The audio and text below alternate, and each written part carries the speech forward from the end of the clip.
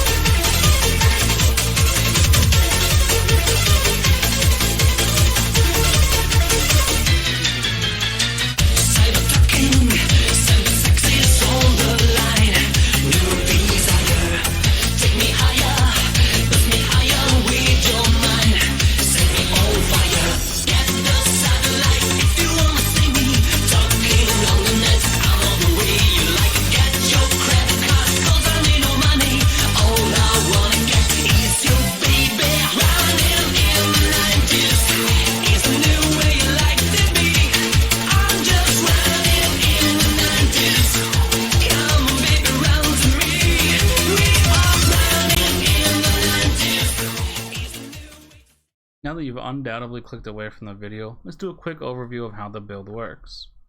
As you can see, I have no attack skills on my bar, and all I have is phase run, which is just there to make me run faster. The way that I attack is using Aberraz Hooves, which triggers level 7 Aberraz Fury when equipped. Aberraz Fury releases an explosive nova every single time you take a step. Increasing your movement speed increases the amount of steps you take, increases your damage. Aberraz Fury is a level 7 skill, which means that adding flat damage is incredibly beneficial because the flat damage of a level 7 skill is quite low.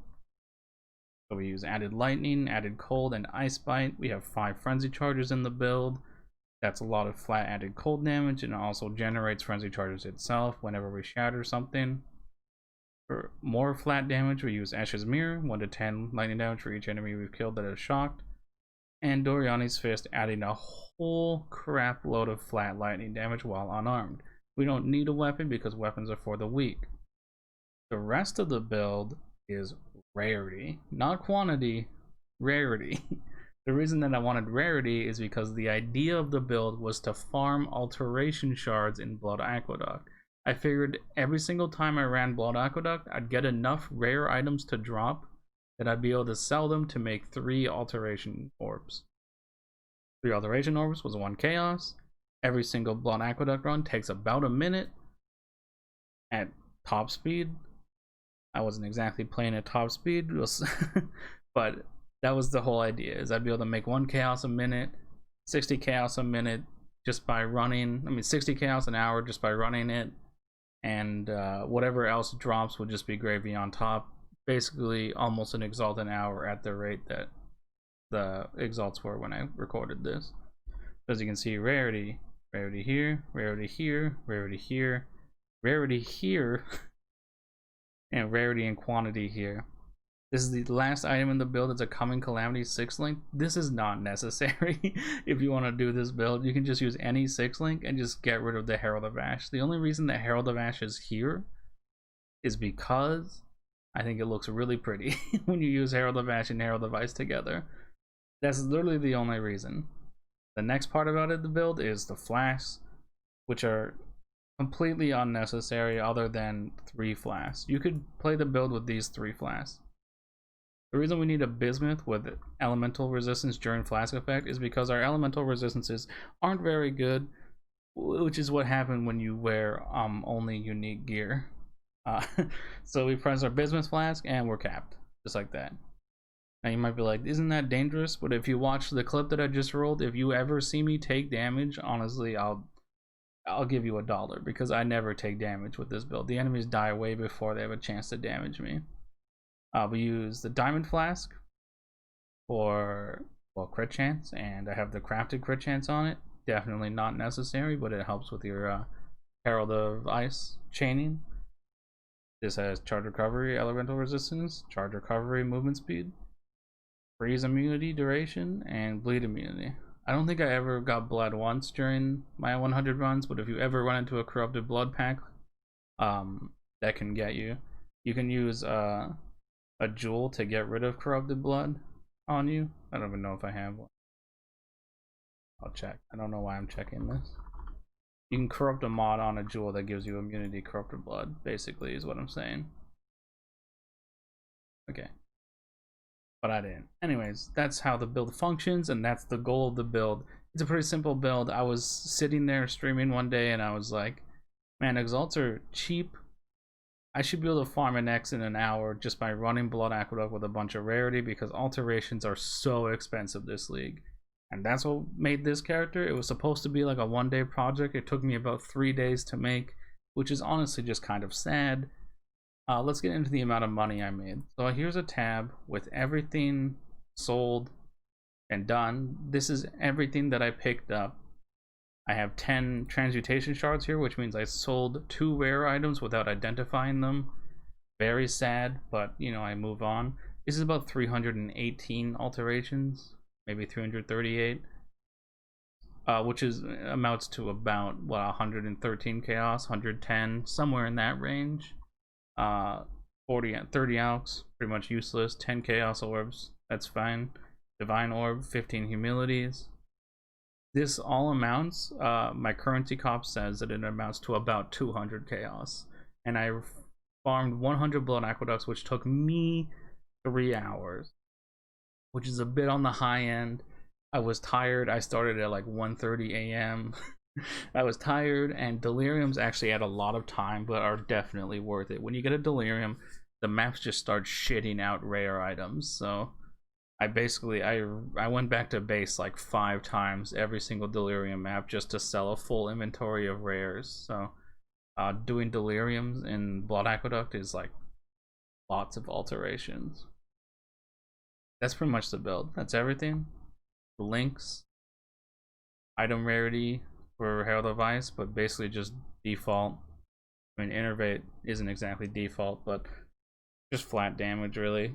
More flat damage, always good. Hypothermia. You don't need to know the links. You could run pretty much any links and your build will work. All you need to know is you should be running increased critical strikes on your Herald of Ice and your Everaz hooves. If you have this gear, you'll just shit on Blood Aqueduct because there's no problem there. We're not Merc Ascended. I mean, we're Merc Ascended, we're not Uber Ascended. We would pick up this if you could do an Uber Ascension, just for a little bit more elusive effect. Actually, maybe I'd pick up this 20% movement speed. Yeah, pick up this 20% more movement speed, increased movement speed rather, much better. The rest of the stuff on it doesn't even matter because everything dies so fast. So yeah, you probably just pick up 20% increased movement speed if you go recently. But like I said, Uber Lab, it doesn't matter. Skill tree, I'll link a POV in the description, but honestly, like, it's incredibly bare bones because the character started farming Blood Aqueduct at level 67, and it was no problem. Just taking all the crit chance and life around him. The area of effect. Power charges, frenzy charges. Anyways, that's the video. Thanks for watching. If you'd like to see me live, I stream over on Twitch, twitch.tv/CaptainHero. If you like the video, please leave a like, leave a comment, and consider subscribing, because I'd like to I'd like to make content for Path of XL for a long time, because I really enjoy this game. Thanks for watching. I'll see you. Just to end the video, I figured I'd show off what one run looked like. Just kill everything, pick up the rare items that drop, pick them up actually. Alright, there we go.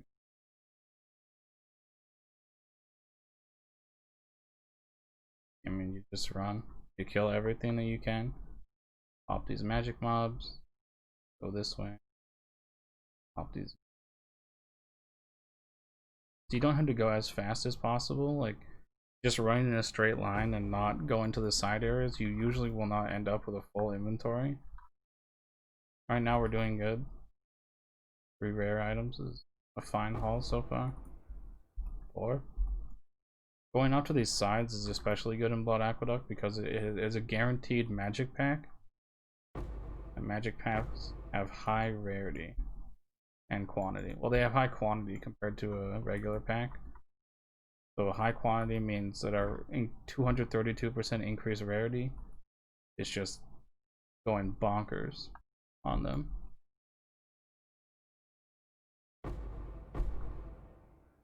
Inventory is full. We don't really do Tetris here. Once your inventory is full, we just sort of run, see if we can pick stuff up. Unless we're like only a quarter of the way through and our inventory is full, we don't usually recall until it's done. Then you sell the June. You just bop, bop, bop, bop, bop. This is what our inventory looks like. Full scroll of wisdoms at the top and portal scroll. Sell. Whenever you get an augmentation, that's a low roll. You don't want augmentations because they're worth anything. And that does it.